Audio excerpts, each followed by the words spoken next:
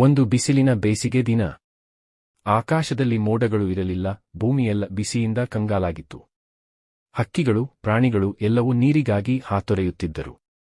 ಆ ಸಮಯದಲ್ಲಿ ಒಂದು ಕಾಗೆ ಬಹಳ ದಾಹದಿಂದ ಹಾರುತ್ತಾ ಹೋಯಿತು.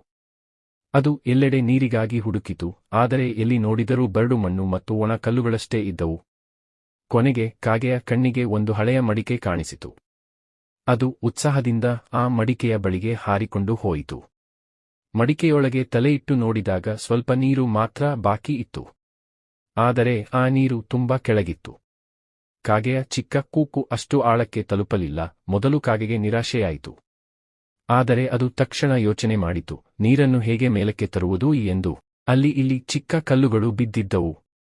ಕಾಗೆ ಬುದ್ಧಿವಂತಿಕೆಯಿಂದ ಒಂದು ಕಲ್ಲನ್ನು ತನ್ನ ಕೊಕ್ಕಿನಿಂದ ಎತ್ತಿ ಮಡಿಕೆಯೊಳಗೆ ಹಾಕಲು ಶುರುಮಾಡಿತು. ಸ್ವಲ್ಪ ಹೊತ್ತಿನಲ್ಲೇ ಮಡಿಕೆಯ ನೀರಿನ ಮಟ್ಟ ನಿಧಾನವಾಗಿ ಮೇಲಕ್ಕೆ ಬರತೊಡಗಿತು. ಕಾಗೆ ಹಗುರವಾಗಿ ಹಾರಾಡುತ್ತಾ ಇನ್ನೂ ಕಲ್ಲುಗಳನ್ನು ಹಾಕುತ್ತಾ ಹೋಯಿತು. ಕೊನೆಗೆ ನೀರು ಮೇಲಕ್ಕೆ ಏರಿ ಕಾಗೆಯ ಕೊಕ್ಕಿಗೆ ತಲುಪಿತು.